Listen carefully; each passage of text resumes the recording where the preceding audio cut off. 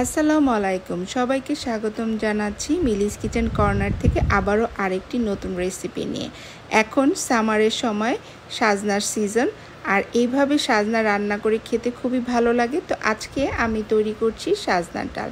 তো সাজনার ডালটি তৈরি করার জন্য প্রথমে আমি নিয়ে নিয়েছি হাফ কাপেরও কম রেগুলার তেল। সেই তেলটা যখন গরম হয়ে এসেছে তখন এখানে দিয়ে দিয়েছি হাফ কাপ পেঁয়াজ আর 4-5টা কাঁচামরিচ। এগুলোকে কিছুক্ষণ তেলের ভিতরে ভেজে নিয়েছি। নিয়ে যখন পেঁয়াজটা কিছুটা নরম হয়ে এসেছে তখন এখানে দিয়ে দিয়েছি 1 কাপ মসুরির ডাল। মসুরির ডালটাকে ভালো করে ধুয়ে নিয়েছি। নিয়ে এখন দিয়ে দিলাম এই পেঁয়াজ আর কাঁচামরিচের ভিতরে, দিয়ে ভালো করে কিছুক্ষণ ভেজে নিব এই মসুরির ডালটি। ভাজতে ভাজতে মসুরির ডালটা যখন কিছুটা সাদা সাদা হয়ে আসবে, মানে দেখলে বোঝা যাবে যে মসুরির ডালটা অলরেডি ভাজা হয়ে গিয়েছে। আর এভাবে যদি মসুরির ডালটা ভেজে নেওয়া যায় তাহলে কাঁচা গন্ধটা চলে যায়। তো এখন এখানে আমি দিয়ে দিচ্ছি কিছু গুঁড়া মশলা। গুঁড়া মশলার ভিতরে এখানে দিয়েছি হাফ চা চামচ হলুদের গুঁড়া, হাফ চা চামচ মরিচের গুঁড়া, হাফ চা চামচ জিরার গুঁড়া আর হাফ চা চামচ ধনিয়ার গুঁড়া। আর এখানে সাথে দিয়েছি 1.5 চা চামচ লবণ। সব কিছু দেওয়া হয়ে গেলে ভালো করে নাড়াচাড়া দিয়ে ভেজে নিতে হবে ডালগুলোর সাথে। খেয়াল রাখতে হবে মশলাগুলো যেন পুড়ে না যায়, এজন্য জালটা মিডিয়াম টু লো আঁচে থাকবে। আর এখন এখানে দিয়ে দিচ্ছি আমি আদা আর রসুন বাটা হাফ চা চামচ। আদা রসুনটা দিয়ে আবারও বেশ কিছুক্ষণ আমি এই ডালের সাথে আদা রসুনটা ভেজে নিব। এই আদা রসুনটা এই সাজনা ডালের ভিতরে দিলে ডালের খুব সুন্দর একটা স্মেল আসে।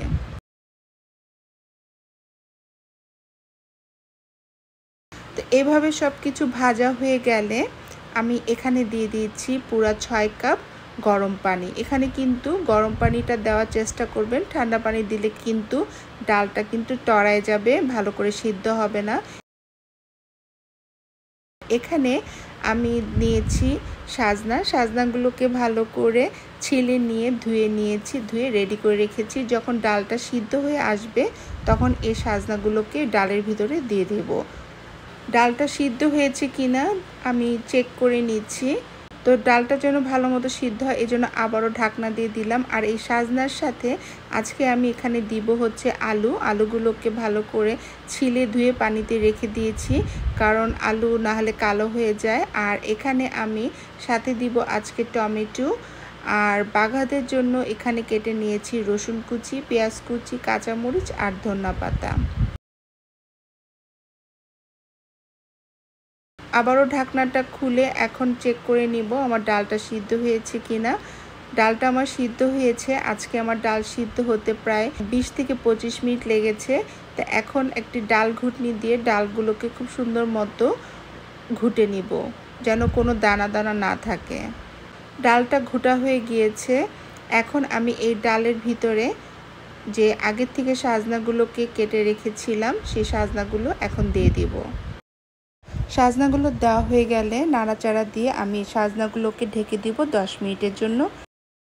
10 মিনিট পরে ঢাকনাটা খুলে সাজনাগুলোকে আবারও একটু নাড়াচাড়া করে দিয়ে এখন এই সাজনাগুলোর ভিতরে দিয়ে দিব আলুটা দিয়ে আবারও নাড়াচাড়া করে দিব, দিয়ে ঢেকে দিব সাজনার ডালটি। 5 মিনিট পরে আবারও ঢাকনাটা তুলে দিয়ে দিব টমেটোটা দেওয়ার কারণে সাজনার টেস্টটা কিন্তু খুব ভালো আসে, আবার দেখতেও খুব সুন্দর লাগে দেখে, এজন্য আমি আজকে টমেটোটা ইউজ করেছি। আপনারা দিতে না চাইলে বা পছন্দ না করলে না দিলেও চলবে। তো সব কিছু ভালো করে নাড়াচাড়া করে সাজনাগুলোকে ঢেকে দিব আবারও, যেন ভালো মতো সব কিছু সিদ্ধ হয়ে আসে।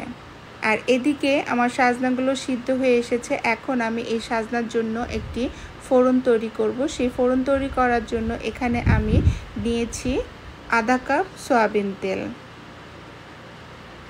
তেলটা যখন খুব ভালো করে গরম হয়ে আসবে তখন এখানে দিয়ে দিব 4-5টা শুকনো মরিচ, সাথে দিব হাফ চা চামচেরও কম কিছুটা মেথি দানা।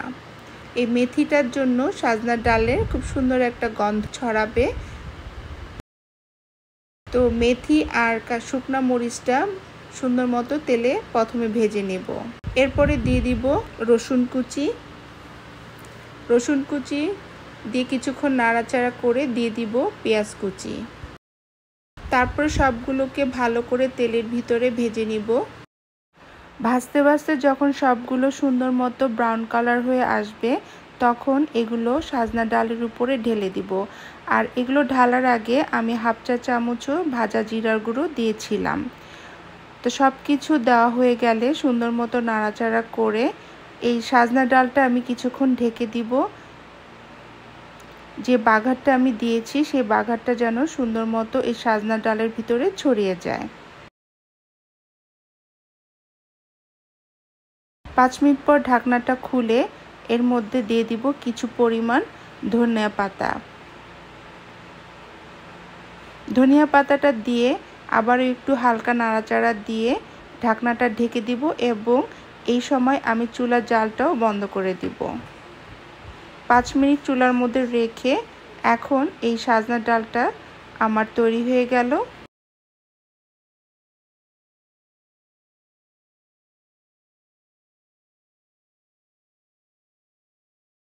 আর এই সাজনা ডালটি এখন আমি একটি বাটিতে পরিবেশন করে নিচ্ছি। তো এই সাজনা ডালটি গরমের সময় খেতে খুবই ভালো লাগে।